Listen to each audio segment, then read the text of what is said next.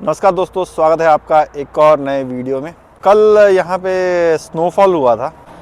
ज़्यादा नहीं हुआ था, जस्ट 2 घंटे सुबह सुबह में हुआ था और दिन भर में सारा जो भी स्नो पड़ा था सारा पिघल गया। और इस कारण से आज थोड़ी ठंड है, हवा चल रही है और ठंड है।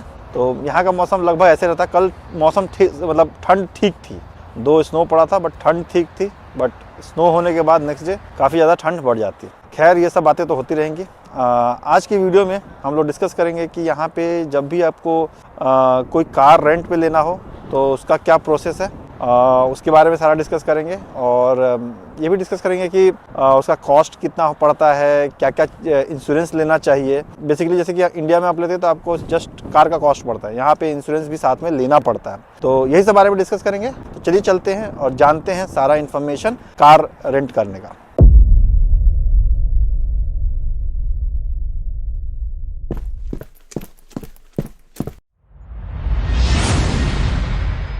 जब भी आपको यहाँ पे कार रेंट पे लेना है तो उसके लिए बहुत सारे वेबसाइट्स हैं, वहाँ पे जाके आप सर्च कर सकते हैं। या फिर जो आपके फ्रेंड्स वगैरह लेते होंगे जो पहले से यहाँ पे हैं, उनसे भी आप जानकारी ले सकते हैं कि वो कहाँ से लेते हैं, उनका रिव्यू वगैरह जान सकते हैं। तो इसी तरह से मेरे फ्रेंड्स ने भी मुझे सजेस्ट किया था कि budget.com से मैं कार रेंट करूं।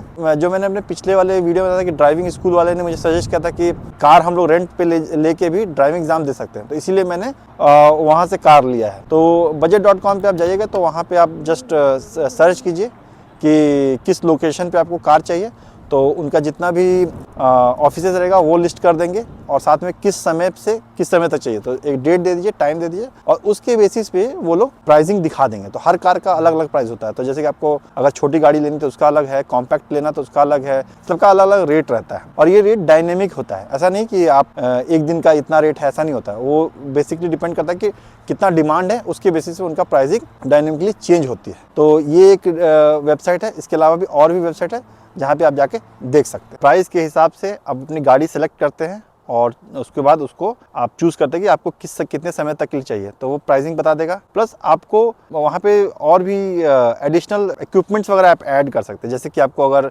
GPS चाहिए, अगर आपको चाइल्ड सीट आप ऐड कर सकते हैं। इस तरह के बहुत सारे पैकेजेस होते हैं, तो उनका अलग अलग कॉस्ट होता है। प्लस आपको इंश्योरेंस लेना पड़ता है। तो गाड़ी का इंश्योरेंस होगा, तो अगर मान लीजिए कि आप गाड़ी का इंश्योरेंस नहीं लेते हैं और उस केस में अगर गाड़ी पे कुछ डैमेज होता है तो फिर वो आपको अपने पॉकेट से पे करना पड़ता है। लेकिन अगर आप इंश्योरेंस लेते हैं तो वो काफ़ी आपके लिए एक kind of peace of mind रहेगा। और एक चीज़ बताओ कि ये काफ़ी कॉस्टली होता है। तो जो आपका रेंट रहेगा गाड़ी का, लगभग उसका हाफ रेट के आसपास आपका इंश्योरेंस टोटल पड़ जाता है। इसके अलावा एक और इंश्योरेंस होता है जो आप अपने के लिए लेते हैं कि अगर आप गाड़ी चलाते हो, कुछ एक्सीडेंट होता है और उसमें कुछ आप खुद के लिए कुछ डैमेज होता है, उसका भी वो कवर होगा। तो ये 2 जनरली चाहिए होता है। और बेसिकली ये दोनों चाहिए होता है आपके ड्राइवर्स एग्जाम देने के लिए। अगर आप ये दोनों इंश्योरेंस आप अगर नहीं लिए हो तो ड्राइवर एग्जाम में जाओगे और आप जब डॉक्यूमेंट दिखाओगे तो वो आपका गाड़ी अप्रूव नहीं करेगा, बोला कि नहीं इसमें इंश्योरेंस नहीं है, तो इसलिए हम आपको एग्जाम देने नहीं देंगे। तो ये सब चीज़ें हैं।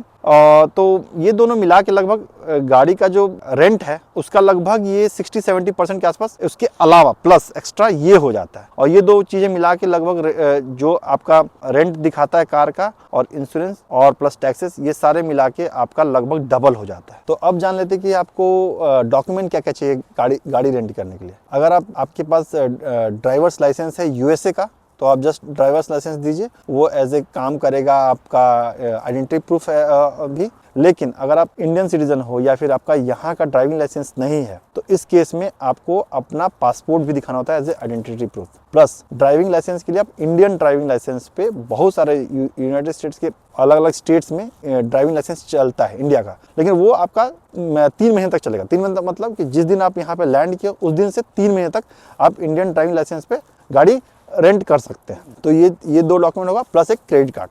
तो 3 document as a Indian driving licence पे हमें देना पड़ता है। क्या क्या? इंडियन ड्राइविंग लाइसेंस, पासपोर्ट और आपका क्रेडिट कार्ड। जनरली एक चीज़ और मैं आपको बताता हूँ, आप जो भी गाड़ी चूज़ कर रहे हैं तो ज़रूरी नहीं कि वो गाड़ी मिल जाए। उसके अलावा जो भी गाड़ी उनको अवेलेबल होगी उससे डाउन वाली गाड़ी तो नहीं देंगे, बट उससे अप वाली गाड़ी आपको दे सकते हैं। तो मैंने चूज़ किया था किया सोल के लिए, और उन्होंने मुझे दिया था डॉज चार्जर दिया था बेसिकली मुझे उन लोगों ने। तो ये इस बात का ध्यान रखिएगा। एक और चीज़ का ध्यान रखिएगा कि जब भी आप गाड़ी ड्राइविंग लाइसेंस के लिए जा रहे हैं तो उसका जो गाड़ी का जो लाइसेंस प्लेट है वो एक्सपायर नहीं होना चाहिए। तो अगर एक्सपायर है तो आपको वो एग्ज़ाम देने नहीं देंगे। तो इन सब चीज़ों का ध्यान रखिएगा। और उसके बाद वो लोग गाड़ी आपको दे देते हैं, आप जाइएगा अपना डॉक्यूमेंट सब सबमिट कीजिएगा, आपको वो गाड़ी दे देंगे। उसके बाद आप ध्यान रखिएगा, उस गाड़ी वहाँ से आप ले जा सकते हैं। एक और चीज़ ध्यान रखिएगा कि जब गाड़ी आप देते हैं वापस, जनरली वो लोग आपको फुल टैंक गाड़ी देंगे। तो आप जब उसको सबमिट करते हैं वापस तो आपको टैंक गाड़ी पूरा फुल टैंक देना पड़ता है, नहीं तो उसका चार्ज वो लोग काटते हैं। तो जनरली अगर 1 गैलन का चार्ज है $3 $4, तो वो लोग $10 के आसपास वो लोग आपसे कलेक्ट करते हैं। तो इसीलिए जब भी आप गाड़ी वापस दें तो पूरा टैंक फुल करके गाड़ी देना चाहिए। तो जब आप गाड़ी वापस उनको देते हैं तो वो जस्ट चाबी रख लेते हैं और उसका जो इंस्पेक्शन है गाड़ी का वो बाद में करते हैं। तो उसके बाद उसके 2-3 दिन बाद आपका जो पैसा उन लोगों ने $200 या $150 जो अमाउंट उन लोगों ने होल्ड किया है वो रिलीज़ कर देते हैं। अगर गाड़ी में कोई दिक्कत नहीं है, जैसा गाड़ी उन्होंने दिया था वैसा वापस करते हैं, और जो भी पेट्रोल आपने यूज़ किया है वो आप वापस वो फिल कर देते हैं, फुल टैंक कर देते हैं। तो वो मनी आपको अनहोल्ड हो जाता है। तो इन सब चीज़ों का ध्यान रखिएगा। और इसी तरीके से जनरली गाड़ी जब भी आपको कार रेंट लेना है तो इसी तरह से लिया जाता है। आई होप कि जो मैंने इन्फॉर्मेशन दिया है वो यूज़फुल होगा आपके लिए, और आपको ये मेरा वीडियो पसंद आया है। तो अगर वीडियो पसंद आया तो वीडियो को लाइक कर दीजिए, चैनल को सब्सक्राइब कीजिए और दोस्तों के साथ इसको शेयर कीजिए। जैसे कि मैं शुरू में बताया था कि कल स्नोफॉल हुआ था, तो उसका मैंने एक शॉर्ट्स बनाया था और अपने शॉर्ट्स वाले YouTube channel Pandey ji shorts में मैंने वो वीडियो को डाला है। जाके देखिए, आपको मज़ा आएगा। आप देख पाएंगे कि यहाँ पे जब स्नो होता है तो कैसा लगता है। स्नोफॉल का एक अलग ही व्यू आया है, तो उसको देखिए। उस चैनल को भी सब्सक्राइब कीजिए और अपना प्यार ऐसे ही मुझे देते रहिए।